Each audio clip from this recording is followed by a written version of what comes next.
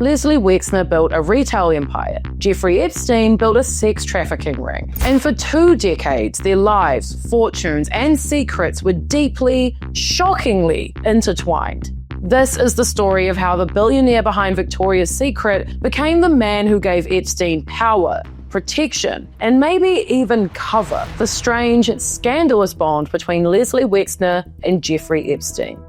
Let's set the scene. It's the late 1980s. Leslie Wexner is riding high. He's already a retail kingpin, founder of The Limited, owner of Victoria's Secret, and one of the richest men in America. But something's missing. Maybe it's excitement, maybe it's companionship, maybe it's just someone to trust with all his billions. Enter Jeffrey Epstein. Who exactly brought this guy in? That depends who you ask. But one thing is clear. Once Epstein entered Wexner's world, he didn't just become his money manager. He became his gatekeeper, his fixer, his shadow, his confidant, and maybe, just maybe, his greatest liability. How a Brooklyn math teacher got power of attorney over a billionaire. Jeffrey Epstein's resume was thin, to put it mildly. College dropout and former high school teacher, Epstein briefly worked at Bear Stearns before being forced out over irregularities with expenses and rumors of an inappropriate relationship with a secretary.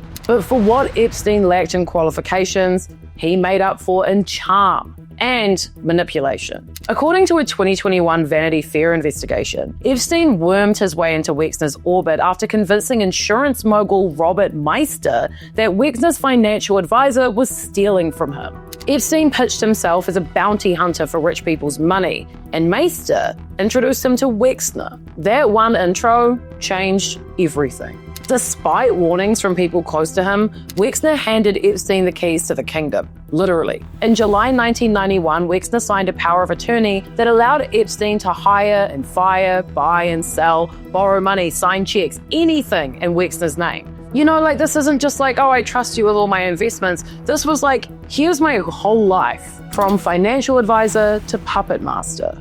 The 1990s saw Epstein's fingerprints all over Wexner's empire. He managed construction of Wexner's $100 million super yacht, Limitless. He oversaw real estate deals. He even ran Wexner's charities and signed off on the family's tax filings. He also somehow ended up living in some of the most extravagant properties Wexner ever owned. Epstein acquired a $77 million mansion on East 71st Street in Manhattan, previously Wexner's, for free. Like, he just gave him the house. A Limited-owned Boeing 727, that ended up in Epstein's hands too.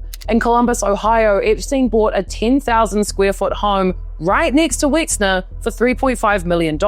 Years later, Wexner's company quietly bought it back for more than double. How did a high school math teacher turned Wall Street outcast manage all this? 2 words: complete control. Epstein was the trustee of a dozen shadowy trusts tied to Wexner, selling off over $1.3 billion worth of stock in The Limited. Some of that money went to charity, some of it, according to ABC News and researcher Tom Volshko, lined Epstein's pockets through suspiciously timed purchases, like private islands, jets, luxury condos. In 2019, the Wall Street Journal reported that Epstein earned at least $200 million from Wexner. Some insiders say the real number may be closer to $400 million. Les would do anything for me.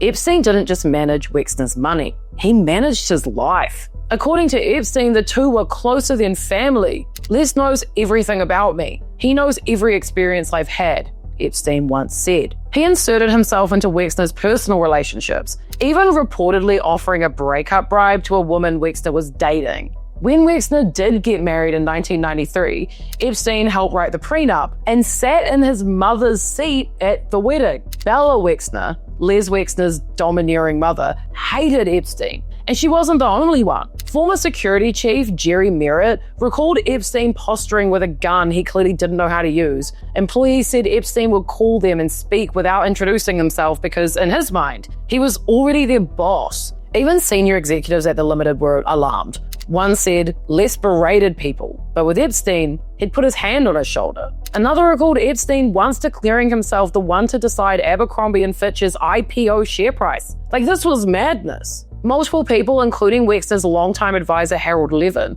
warned Wexner directly. Epstein was a fraud, but Wexner didn't listen. From Victoria's Secret to Victoria's Scout, Here's where things get a bit darker. Epstein didn't just use Wexner's fortune, he used his brand, especially Victoria's Secret, as a lure. At least 2 women have said Epstein posed as a Victoria's Secret talent scout in the 90s and early 2000s. In 1997, model Alicia Arden told Santa Monica police that Epstein groped her after inviting her to audition for Victoria's Secret. She thought she was meeting with someone who had Wexner's blessing. He did not. Elizabeth Tai, another model, had a similar story. Epstein invited her to his New York mansion under the same pretense, stripped naked, and handed her a vibrator. A Victoria's Secret executive confirmed to the New York Times that they'd reported Epstein's behavior to Wexner in the mid-1990s. What, if anything, did he do? Well, that remains murky, but looks like probably nothing. Wexner has since claimed he had no knowledge of Epstein's abuse, but victims and former employees say the signs were there and loud. The Maria Farmer horror story. Perhaps one of the more chilling connections between Wexner and Epstein came through artist Maria Farmer. In 1996, Epstein convinced Farmer to spend the summer painting at Wexner's private Ohio compound. What she didn't realize, this isolated property had security guards with guns and dogs, and she needed permission to jog outside. Farmer alleges that she was sexually assaulted by Epstein and Ghislaine Maxwell there. When she called 911, she says the dispatcher told her, "We work for Wexner." She fled to New York and reported it to the FBI, but they never followed up.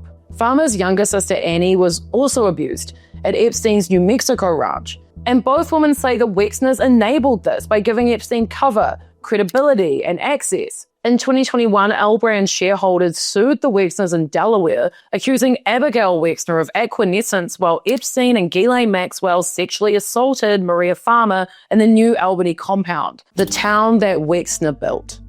So yeah, he built his own weird town.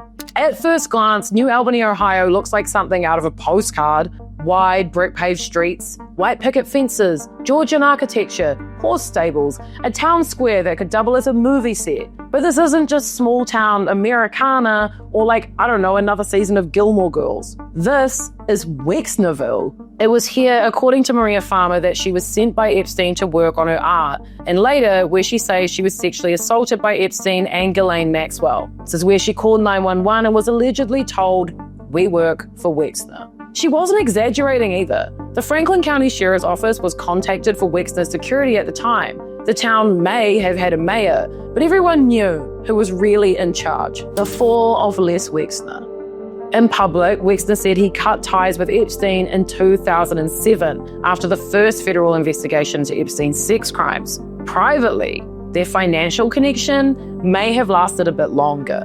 In 2008, Epstein mysteriously donated $46 million back to a charity controlled by Wexner. Wexner later claimed that that was only a portion of the money Epstein had misappropriated, but he refused to say how much more was missing or whether he bothered to report that to the FBI. After Epstein's 2019 arrest and death, Wexner told L Brand's employees he was never aware of the illegal activity charged in the indictment, but the scrutiny didn't stop.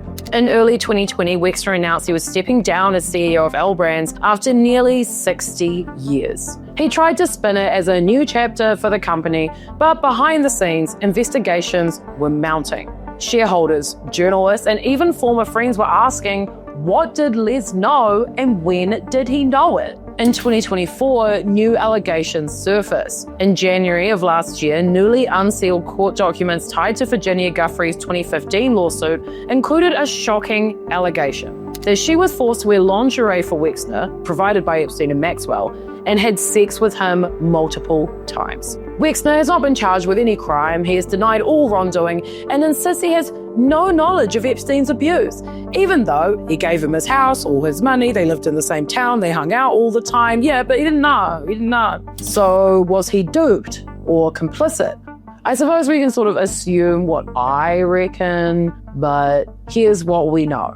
Wexner gave Epstein power of attorney, let him buy mansions, jets, and islands, trusted him to oversee everything from taxes to charities to yachts, and did all of this while his closest advisors, employees, friends, and even his mother were begging him to run. Maybe Wexner was blinded by loneliness. Maybe he saw Epstein as some sort of surrogate son. Maybe Epstein manipulated him on a level we still don't understand. Maybe he was just excited about young, pretty women as Jeff and Donald. Or maybe he just knew more than he let on. What's clear is this. Without Wexner, there may never have been a Jeffrey Epstein as the way the world came to know him.